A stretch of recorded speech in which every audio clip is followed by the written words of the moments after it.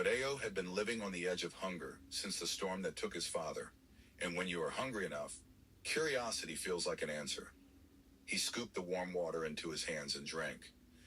It was unlike any water he had ever tasted. Soft, heavy somehow, but not unpleasant. It rolled down his throat like silk and left a strange brightness on his tongue, like the air after lightning. Almost instantly, he felt stronger. The ache in his legs from walking the storm's wreckage faded. The stiffness in his back loosened. He drew in a deep breath, and for the first time in months, it felt as though his lungs could hold the whole horizon. The market. The next day, Ao went to the market with a calabash tucked under his arm. He poured its water into a jar and sold it to a merchant known for his sharp tongue and sharper bargaining. The merchant drank, paused, and then laughed a loud surprise sound. Boy, this is the sweetest water I've ever tasted. By the afternoon, word had spread. Sailors came from the docks to try it. Traders stopped on their way to the city gates.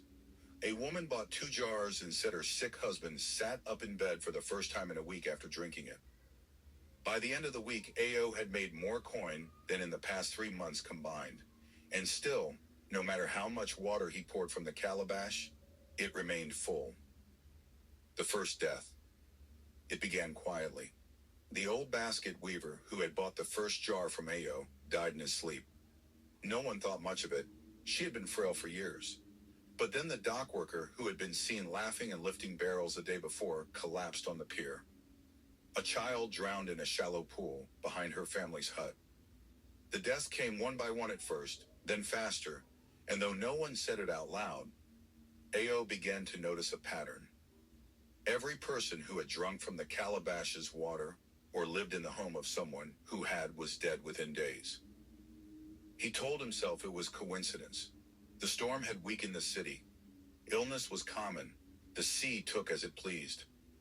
But at night he dreamed of faces bloated and pale, eyes wide and unblinking, mouths spilling black water. The warning.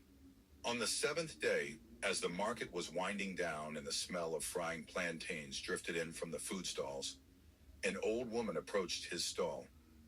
She wore a string of coral beads in her hair and leaned heavily on a carved walking stick. Her eyes were sharp, and they did not look at him so much as through him. You think the calabash feeds you, she said, but it is feeding from you. Ao frowned. It's just water. It's never just water, the woman said.